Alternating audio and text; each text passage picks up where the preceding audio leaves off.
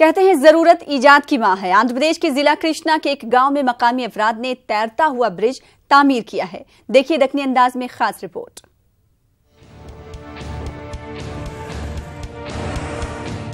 जरूरत ईजाद की मां है, ये बात तो आप लोग सुने होंगे। कृष्णा डिस्ट्रिक्ट के एक गांव में न रोड है न ब्रिज है। एक किनारे से दूसरे किनारे तक जाने के वास्ते वो लोग पहले कश्ती को जरूरत की मां बनाए, मगर कश्ती अम्मा बेचारी कितने बच्चों का बोझ अपनी नाक कमर पे बर्दाश्त कर सकती थी। कितने की बार कश्ती उलट गई, लोगों को जानी और माली नुकसान हुआ। इस वास्ते गांव के लोग ईजाद की मां के बजाय ईजाद के बाप का सहारा लिए। वो लोग तैरता हुआ ब्रिज तैयार करे। ये ब्रिज पे गांव वाले भारी से भारी सामान रख के सफ़र कर रहे हैं। ये लोग ब्रिज पे ऑटो, मोटरसाइकिल, लारी में वजनी सामान, दूध के क्याना, गैस सिलेंडर लेके ये किनारे से वो किनारे को जा रहे हैं। वहाँ से बसों में और अपन लैसो गाड़ियों पे बैठ के दूसरे गांव को कारोबार के वास्ते जा रहे हैं। ये ब्रिज लोकल ग्राम पंचायत वाले अपने हाथों से बनाए सो है। ब्रिज कोई माहिर इंजीनियर का कारनामा नहीं है। लकड़ी का ये मामूली ब्रिज कभी भी हादसे का शिकार होता रहता। लहरों के सामने बाज बड़े बड़े जहाज़ भी टिक नहीं सकते।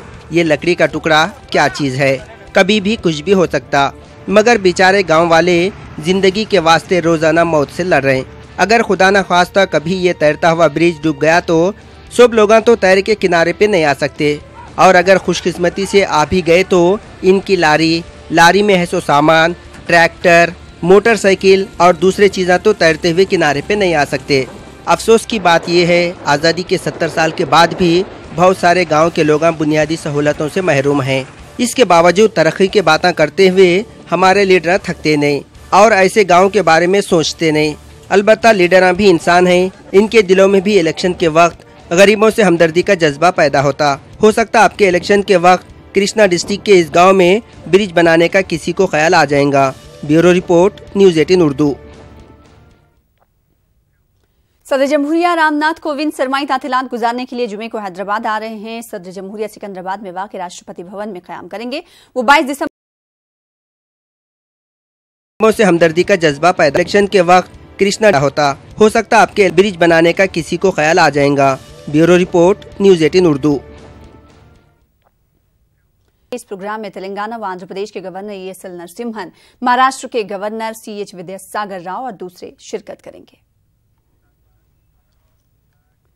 तेलंगाना के पहले मुस्लिम वजीर दाखिला की हैसियत से मोहम्मद महमूद अली ने जायजा हासिल कर लिया है। तेलंगाना सेक्रेटरीट में महमूद अली ने जायजा हासिल किया। इस मौके पर पुजारियों ने मंत्र पढ़े और मौलवियों ने दुआ की। उन्होंने रियासत में अमन व अमान को बरकरार रखने का अज़्म जाहिर किया।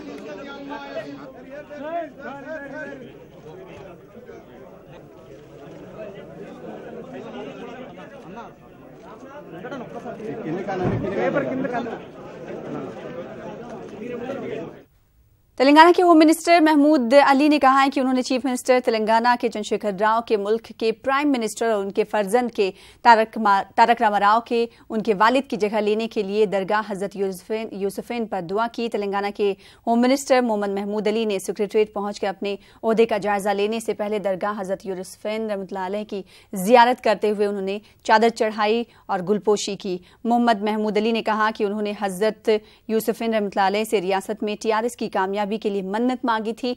इसके शुक्राने और चीफ मिनिस्टर ने उन्हें रियासत के महकमे दाखिला की जो जिम्मेदारी दी है उसे बखूबी निभाने और रियासत तेलंगाना में आमने के लिए दुआ के लिए वो दरगाह यूसुफैन आए हैं। बाबा रहमतुल्लाह अलैह के पास जियारत के लिए तशरीफ लाए हैं, क्योंकि तेलंगाना रियासत बनने से पहले भी हम लोगों ने मन्नत की थी और रियासत हमको मिल चुकी। एक बार इख्तिदार में अवाम ने ला चुकी है, दूसरे बार इख्तिदार के लिए यहाँ पर हम लोगों ने मन्नत की थी। और आज अल्लाह के फजल करम से हिंदुस्तान में सबसे बड़ी तादाद में जीतने वाली पार्टी इलाकाई पार्टी TRS पार्टी है, और उसके महान लीडर KCR साहब है, जिन्होंने 90 सीट हमारे पास आज 90 MLA है। और हमारे KTR साहब को जो नौजवानों की दिल की धड़कन है, CM साहब ने उन्हें वर्किंग प्रेसिडेंट बना है और मुझे भी होम मिनिस्टर का ओहदा दिया गया है। इसलिए हम लोग आकर यहाँ पर दरगाह यूसुफैन शरीफन दरगाह में हम लोग ख़दमबस हुए हैं और उनका शुक्रिया अदा करें कि आपके, क्योंकि ये दरगाह में जो भी आकर मन्नत करता है ज़रूर बुजुर्गान दीन उन्हें मदद करते हुए उनकी मन्नत पूरी करते हैं जो जायज़ हो। यकीनन हमारे महान और महात्मा लीडर केसीआर साहब का तरह हिंदुस्तान में कोई लीडर नहीं है जो गरीबों के मसीहा या गरीबों के गॉड फादर की तरह काम करते हैं। उन्होंने अपने 4.5 साल दौर में इतने अच्छे काम किए कि आवाम ने उन्हें बिला मजहब व मिलत और ख़ास तौर से मुस्लिम माइनॉरिटीज़ और क्रिश्चियन माइनॉरिटीज़ ने दिल खोलकर टीआरएस के हक़ में वोट दिया है। आगे बढ़ेंगे। कांग्रेस ने राफेल मामले पर मोदी हुकूमत को जमकर तनकीद का निशाना बनाया। कांग्रेस लीडर वीरप्पा मोइली ने मरकजी हुकूमत पर राफेल डील मामले पर सुप्रीम कोर्ट को गुमराह करने का इल्जाम लगाया और साथ ही सुप्रीम कोर्ट से आज खुद कार्रवाई करते हुए मरकजी हुकूमत पर तौहीन अदालत का मुकदमा दर्ज करने की मांग की है। They will have to be, Narendra Modi and his government will have to be hauled up for contempt of court.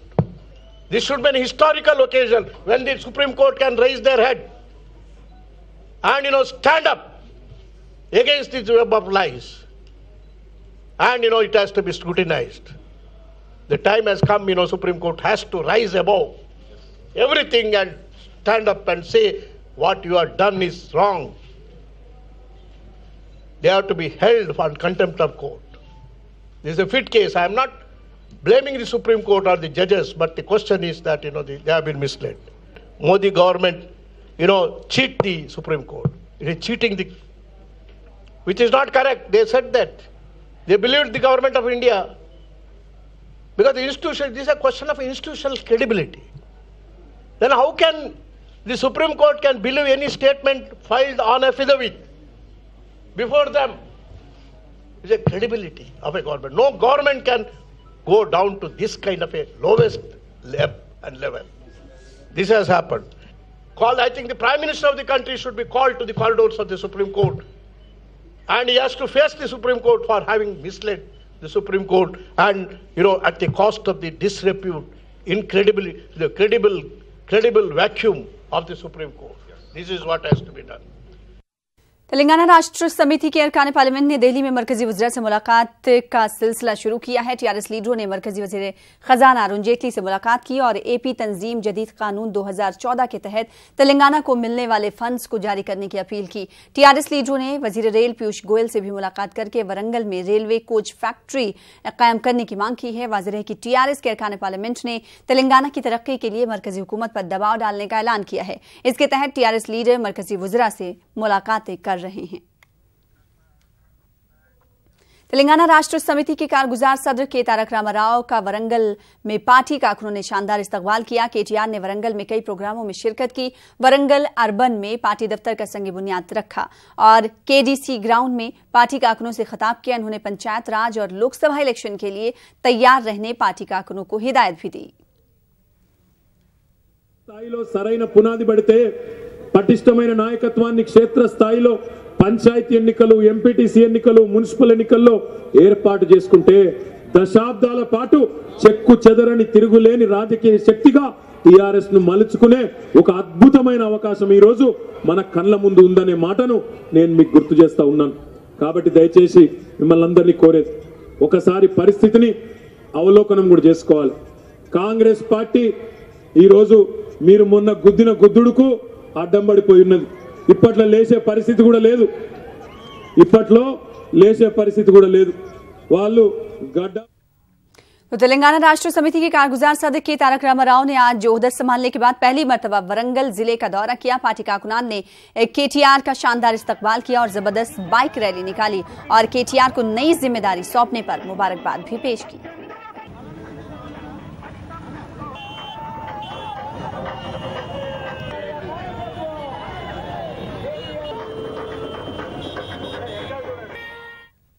Andhra Pradesh और तेलंगाना के गवर्नर एसएल नरसिम्हन ने तेलंगाना स्टेट काबिल तजीद तवानाई तरक्याती कॉर्पोरेशन के इजलास में शिरकत की। उन्होंने तवानाई के तहफ्फुज़ के लिए हर फर्द को आगे आने की अपील की।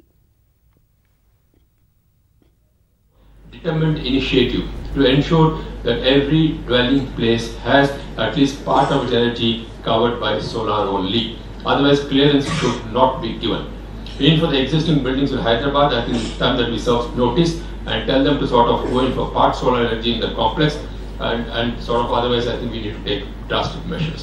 I don't think we Hyderabad के इंदिरा पार्क में बीसी तबके की जानिब से धरना मुनज़्ज़म किया गया। इस एहतजाजी प्रोग्राम में मुख्तलिफ पार्टियों के लीडरों ने शिरकत की। हुकूमत की जानिब से पंचायत में बीसी तबके के रिजर्वेशन को 34 से कम करके 23 करने की मजम्मत की गई और हुकूमत को अपने फैसले को तब्दील करने की मांग की गई और साथ ही सुप्रीम कोर्ट में नजरसानी की अर्जी दाखिल करने की भी मांग की गई।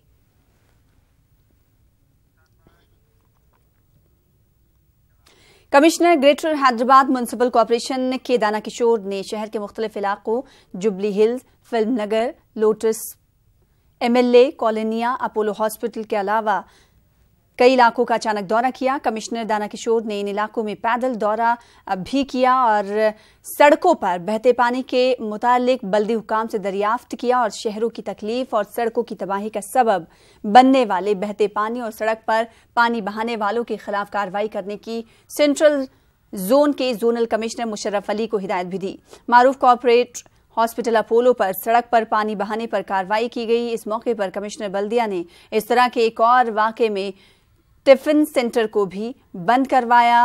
इस और साथ ही साथ अपोलो हॉस्पिटल से जो ये इलाका मुत्तसिल है वहां पर वेंकटेश्वरा टिफिन सेंटर की जानिब से सड़क पर पानी बहाया जा रहा था और कमिश्नर ने फौरी ओहदेदारों को तलब करते हुए टिफिन सेंटर को बंद करवा दिया। हैदराबाद में एक खातून को उसके शौहर ने व्हाट्सएप के जरिए तलाक दे दी है। मुजम्मिल शरीफ नामी शख्स मुबैना तौर पर अपनी बीवी को हरासा किया करता था और लड़की पैदा होने पर बरहमी जाहिर करते हुए सुमैया को तलाक दे दिया। मुतासरा खातून ने पुलिस में शिकायत दर्ज करवाई है लेकिन ट्रिपल तलाक पर बने ऑर्डिनेंस के तहत कार्रवाई नहीं हुई है।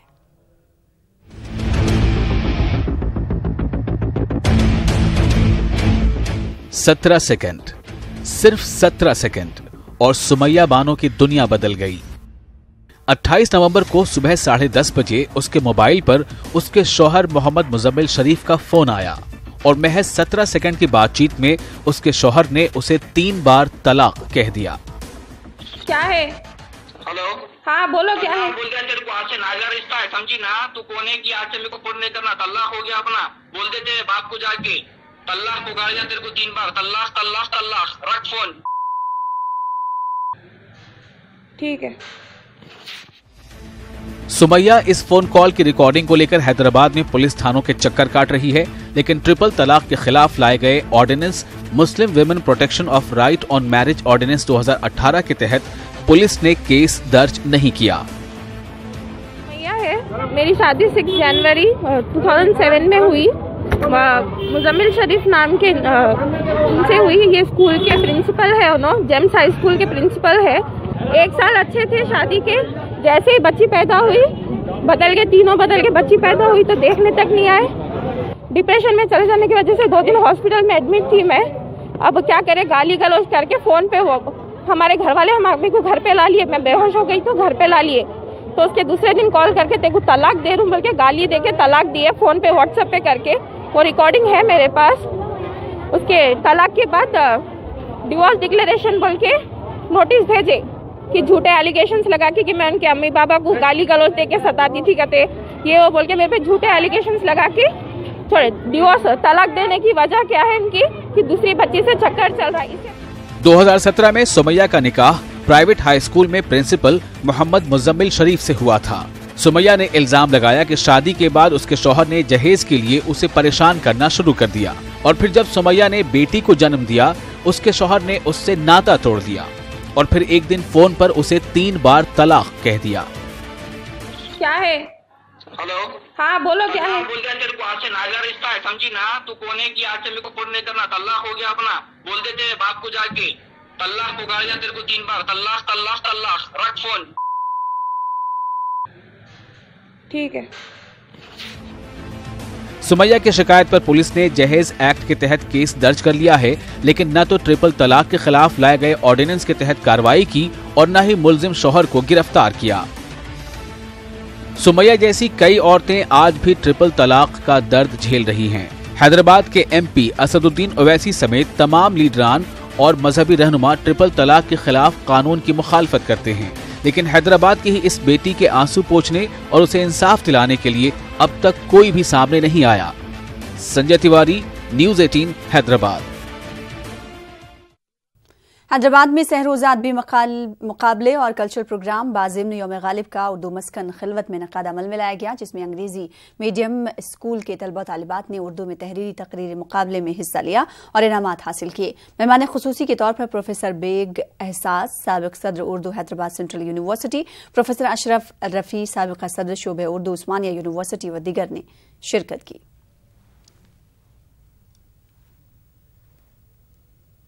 एक नई रिवायत का आगाज़ किया इन लोगों ने और हर साल यूम गालिब मनाते हैं। यूम गालिब के बहाने बच्चों के मुकाबले भी यहाँ मुनक़िद किए जाते हैं और मादरी ज़बान की अहमियत वाज़ेह की जाती है ताकि बच्चों के दिलों में मादरी ज़बान की अहमियत वाज़ेह हो। चुनांचे यहाँ मुख्तलिफ मुकाबले रखे गए जिसमें ड्रामा भी पेश किया गया, नज़्म ख़वानी भी हुई, गज़ल भी पढ़ी गई और बैतबाजी भी हुई। जैसा कि आप सब जानते हैं कि सहरोज़ा यौम गालिब प्रोग्राम का इनेकाद अमल में लाया गया, जिसमें हमारे पास उर्दू अदब के मशहूर हस्तियाँ जैसे प्रोफेसर बेग एहसास साहब, मोहतरमा अशरफ रफ़ी साहिबा और मोहतरमा प्रोफेसर अशरफ रफ़ी साहिबा और तस्नीम जौहर साहिबा और जावेद अली साहब और मीर मोहतशम अली खान साहब, बहुत बड़ी बड़ी हस्तियाँ आज हमारे यहाँ मौजूद थी और माशाल्लाह बहुत ही अच्छे तरीके से इस प्रोग्राम का इनेकाद अमल में लाया गया और बहुत ही कामयाब तस्वुर किया गया। तेलंगाना पब्लिक सर्विस कमीशन की जानिब से मुख्तलिफ इदारों के तहत चलाए जाने वाले अकामती स्कूल्स में असातिज़ा की तकर्रुरात के लिए मुनक़दा इम्तिहान TGT साइंस के मुंतखबा उम्मीदवारों ने तकर्रुरात में की इजराई में टाल मटोल करने पर आज कमीशन के दफ्तर पर मुजाहरा किया और मुतालबा किया कि इन्हें जल्द से जल्द तकर्रुरनामे जारी किए जाएं। मुंतखबा उम्मीदवारों का कहना है कि जून में ही इनका इंतखाब अमल में आ चुका था और दीगर उम्मीदवारों को अक्टूबर में तकर्रुरनामे जारी किए गए हैं, जबकि TGT साइंस के उम्मीदवारों को महरूम रखा गया। उम्मीदवारों का कहना है कि तमाम मुंतखबा उम्मीदवारों ने अपने तमाम असल असनादात सोसाइटीज के हुकाम को हवाले कर दिए हैं और अब वो कहीं और मुलाजमत भी नहीं कर सकते। हम लोग यहाँ पे ये सारे TGT selected, finally selected 1:1 selected candidates यहाँ पर जमा हुए हैं TSPSC ऑफिस के सामने, क्योंकि अब तक ये हमारा 9th टाइम है ये जो हम लोग यहाँ पे आ रहे हैं। उनसे रिक्वेस्ट करते जा रहे हैं कि हमको इंसाफ दिलाओ, लेकिन यहाँ पर हमारा सुनने वाला कोई नहीं। हम लोग ऑलमोस्ट 264 कैंडिडेट्स हम लोग सेलेक्टेड हैं, final selected candidates. So we are fighting for TGT Science Gurukula post, sir. So actually certificate verification was over in December 2017, 1:2 certificate verification, and till today they have not even given appointments to us. Telangana के जिला महबूब नगर की मंडिल नारायण पीठ के तालिब मोहम्मद इकबाल अहमद ने Australia में MTech की degree हासिल की। इकबाल अहमद ने एमटेक में इम्तियाजी निशानात से कामयाबी हासिल करते हुए न सिर्फ नारायण पीठ बल्कि तेलंगाना का नाम रोशन किया। यूनिवर्सिटी ऑफ चार्ल्स सिस्टंट मेलबर्न में कॉन्वोकेशन तकरीब मुनक्किद हुई। इकबाल अहमद ने ऑस्ट्रेलिया के शहर मेलबर्न में मुनक्किदा कॉन्वोकेशन तकरीब में अपने वालिद और वालिदा की मौजूदगी में एमटेक की डिग्री हासिल की। इकबाल अहमद के वालिद ख्वाजा मोइनुद्दीन ने तमाम मुसलमान बच्चों को आला तालीम हासिल करते हुए अपने वालिदैन और मुल्क का नाम रोशन करने का मशवरा दिया।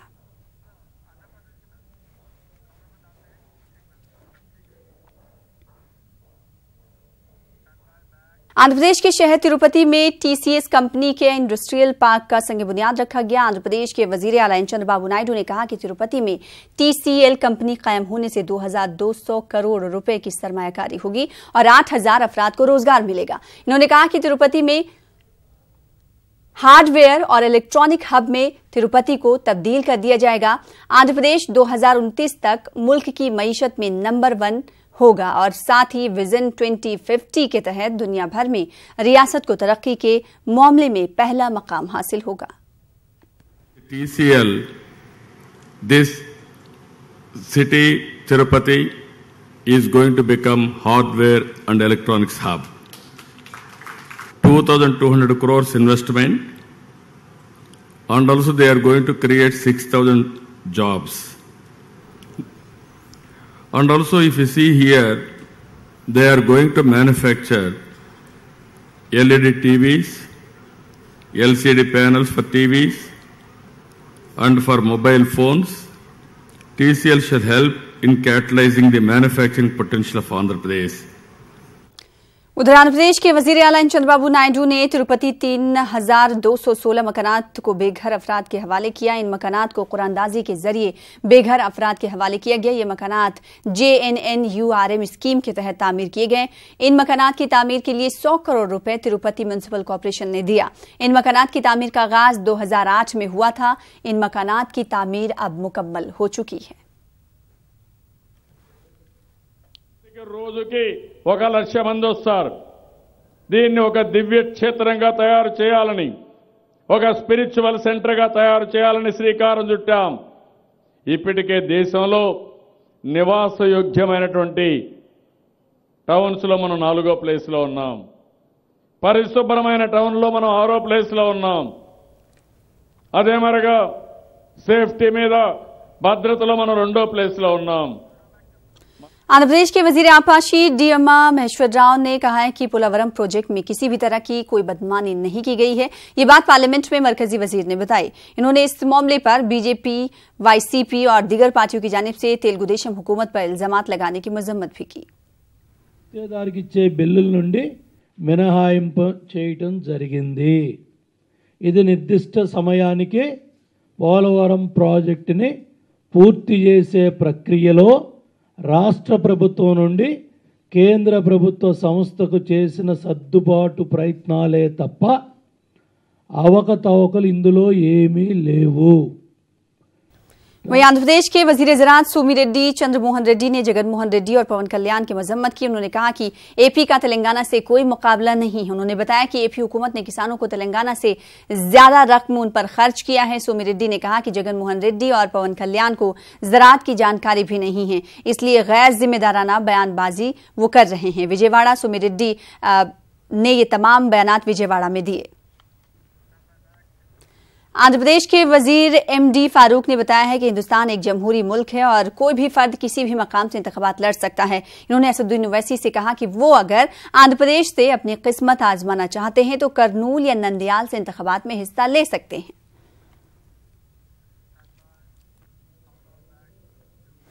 करनूल जमियत अहले हदीस की जानिब से चलाया जा रहा दावे मरकज काफी मकबूल होता जा रहा है। इस मरकज की जानिब से शहर में इस्लाम का पैगाम दिया जा रहा है। इसी पैगाम को आम करने के लिए दावे मरकज की जिम्मेदारान ने रुकन असेंबली करनूल SV मोहन रेड्डी के मकान पहुंचकर उन्हें कुरान पेश की। रुकन असेंबली ने इस्लाम को एक अमन पसंद मजहब करार दिया। करनूल के मुजफ्फराबाद में वाक़ दरगाह हज़रतुल्लाह बख्श रहमतुल्लाह अलैह का 365वीं उर्स शरीफ तकरीबात का आगाज अमल में आया। उर्स तकरीबात में शरीक होकर गंगा जमनी तहजीब की झलक दिखाई दे रही है। इस मौके पर हर मजहब के मानने वाले बड़ी तादाद में देखे जा रहे हैं। मुतवल्ली राहत पाशा ने बताया है कि हज़रतुल्लाह बख्श ने अपनी हयात में अमन का पैगाम देकर हिंदुस्तान की यकजहती को बढ़ाने में अहम रोल अदा किया है। ధర్మాల సారం సర్వ మానవాళికి రుజుమార్గం ఇదే సూఫీ గురువుల సిద్ధాంతం. అలా సూఫీ పరంపర నుండి వచ్చినటువంటి మహోన్నతమైనటువంటి గురువుల యొక్క పరంపరలో హజరత్ సయ్యద్ షా అలావుద్దీన్ ఖాద్రీ అల్ మారూఫ్ సయ్యద్ షా అల్లా వఖాష్ మియా వలీ గారు ఈనాడు మన యొక్క జోహరాపురంలో ఉర్స్ మహోత్సవం సందర్భంగా అందరికీ నా శుభాకాంక్షలు తెలియజేస్తూ आगे बढ़ेंगे। तेलुगु देशम के खाने पार्लियामेंट ने आज भी पार्लियामेंट के अहाते बाब दाखिला और पार्लियामेंट के अंदर एहतजाज किया और AP को खुसूसी दर्जा देने की मांग की और AP अवाम को इंसाफ मिलने तक एहतजाज जारी रखने का भी इंतबा दिया। देख रहे हो सरकार अभी डिस्कशन से भी भाग रही है। दोनों सदन में कहीं पे भी कुछ भी कोई भी हिस्सा रफेल का मामला हो, एग्रीकल्चर का मामला हो या हमारे नेचुरल जो डिजास्टर्स हो रहे हैं, तितली हो, गजा साइक्लोन हो, किसी के ऊपर भी चर्चा करने के लिए केंद्र सरकार तैयार नहीं है। अगर उनके ऊपर दबाव डालने की कोशिश हम करना चाहते हैं तो ये एक तरीका है और ये लगातार जारी। वहीं YSRCP लीडरान ने भी पार्लियामेंट के अहाते में AP को खुसूसी दर्जा देने की मांग करते हुए एहतजाज किया। उन्होंने AP कानून जदीद 2014 पर अमल करने की मांग की और रियासत की तकसीम के वक्त किए गए वादों को पूरा करने की भी मांग की। आंध्र प्रदेश के चीफ इलेक्टोरल अफसर RP सिसोदिया ने इलेक्शन कमीशन के कॉल सेंटर का इफ्तिताह किया। उन्होंने अवाम से फहरिस्त राय दहिंदगान में नाम शामिल करने की अपील की और हक़ राय दही से इस्तिफादा की ख्वाहिश की। इन्होंने अवाम से टोल फ्री नंबर 950 पर कॉल करने की भी अपील की।